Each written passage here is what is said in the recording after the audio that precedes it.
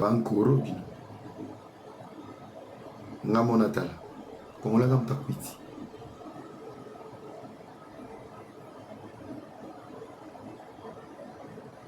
2017 la sortie de Kiname le 7 décembre Zela. C'est une chanson de succès de l'artiste en collaboration avec les rappeurs Booba sorti le 7 décembre 2016 sur le label. Donc 2016 beaucoup aussi et bien le 7 décembre 2016. Voilà, le 7 décembre 2016. S'il vous plaît, tout ça l'émission Batomaël. S'il vous plaît.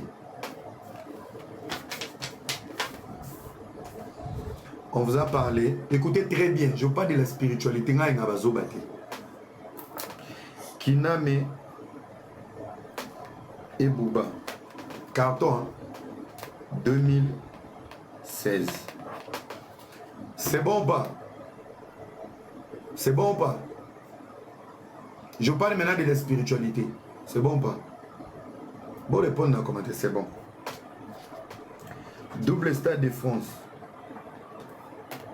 en 2016. C'est bon ou pas? Écoutez-moi très bien. Paris Saint-Germain qui est champion. Il y a Ligue des Champions où il fallait être invité. La Parc des Princes en 2016. C'est bon ou pas?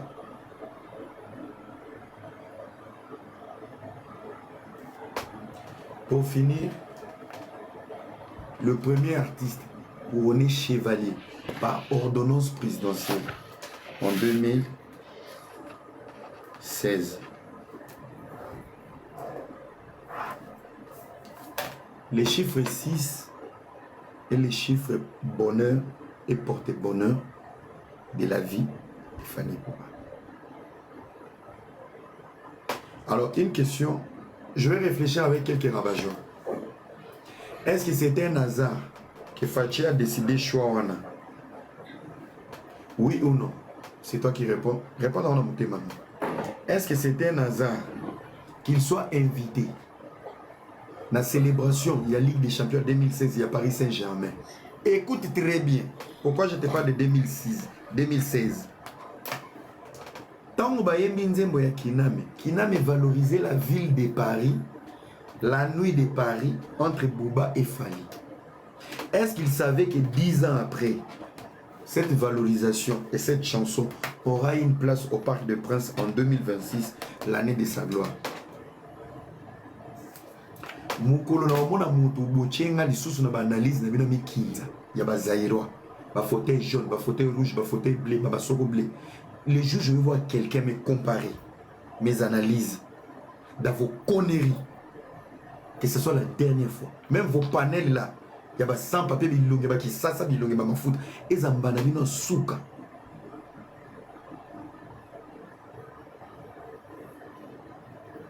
Bon, il y a la date au droit chemin Bima en 2006.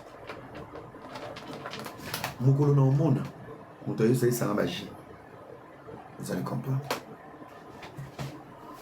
Alors ce qu'on m'a maboué, il y a revendre la bateau.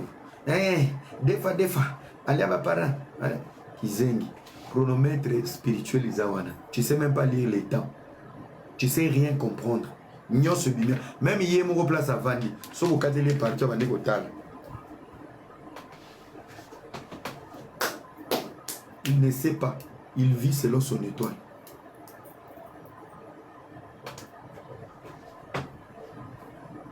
Nous sommes dans la même période. Et ces messieurs comme ça, aux hommes normal. Tout ce qui est polémique, Mouta bon aux hommes normal, aux hommes adversaires. Est-ce que Mouta n'a bien ça? Mouta bon aux hommes normal. Tout est dessiné spirituellement. Aux hommes normal, au vent de nos pays, quoi? Au manque de respect, au lobby. Eh, biso comme manque de respect, biso de sa force. Parce que parmi les tu peux pas péter ma canne biso. Eh, c'est lui qui est bon. Tomboka. Ceux qui ont voulu me biso bisco ok. Parce que biso en place tout comme. Gamo na studio na gospel. Na kena ma warrior. Soyez vu ça na muto abo. Héros.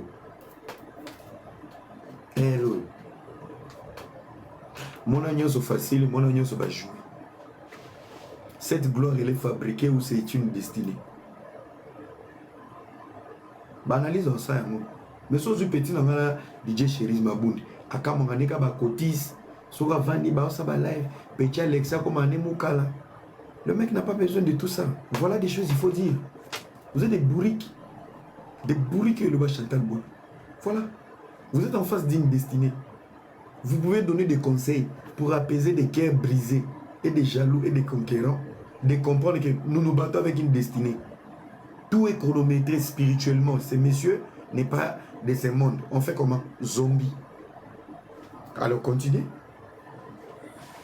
Continuez. Serge Benoît Yohanay. Serge Benoît Yohanay. Tout le temps, il voulait bouder. Comment on est? Il voulait bouder Arafat. Arafat a lobby, Serge Benoît lobby. Arafat a lobby, Serge Benoît lobby. Arafat a Koufa. Serge Benoît Yohanay. Abimi na clip là. Amakabereke kuna tourbillon. Héritier Moutalamoussi Beno. Héritier Moutalamoussi Beno. Du vivant d'Arafat. Beno et Rosa.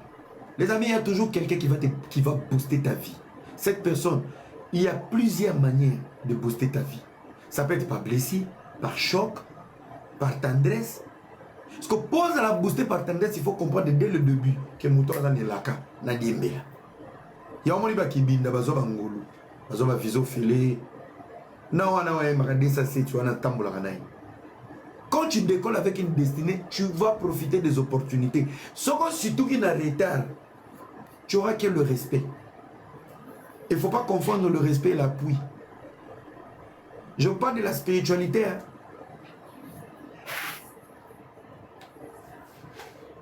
Je ne parle pas de Desbordeaux. Je parle de Serge Benoît. Desbordeaux, c'est qui petit Arafat. Mouton, c'est qui pique Arafat, c'était Serge Benoît. Je vais expliquer ma musique. Si vous avez TikTok, vous avez bien méga, vous avez musique. Desbordeaux, c'est qui petit Ambria Arafat. Mais vous avez ma cambote. Lelo Yewana. A commencé. À un moment dans la vie, il faut savoir quel est ton adversaire. On a bêti bino lelo, bokata, bocha internet, bossa la ma live, bo film. Je vous dis, nous traversons l'époque d'une personne. Mutu moko ta lobi boza ba échec. Mutu moko lobi te ke boko kati. Et les cieux et la terre. La Bible dit, oui, fungami likolo, fungami nasi. Nous traversons l'époque d'un monsieur à respecter spirituellement. N'a pas suivi nos détails tout. Nyon ce qui est là 6. Paix anéo, anéné à ma baie, il va vous blesser. Kasi bipolaire, naza bipolaire tant ba loba makambo o ko comprendre. Continuez de vous mentir entre vous, vous mentir panel, il y a 14 Mongols, 17 femmes seules, aux ogang et belé so ba fongoli billetterie au Kimina. Naza na procès. Bana baleki belé ba papa bana koto batina ba passion alimentaire. Soki banile conseil yono mati. Ngai chichi ya bagolo. Aganga aka bibio sombati tale lungi oyo okosela nga bagolo so ba che panel yoka mingongo bazo ganga non toi c'est trop ferme ta gueule toi yo asi musique to ba billet ko teka na ba panel mama mukolo matie mwana moko to na zuela bino na kuta ekuta sala banzembo ba warrior.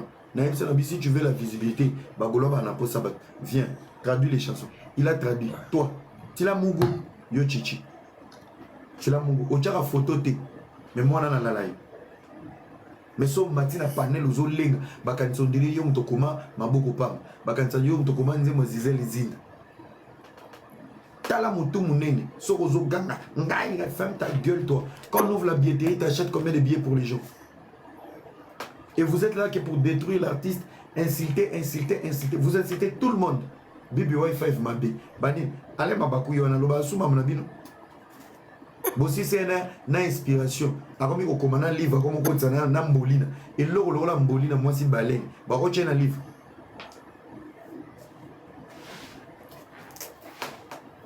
Donc bien vous ngabo rendre batu ba bête. Arrêtez vos conneries à la con.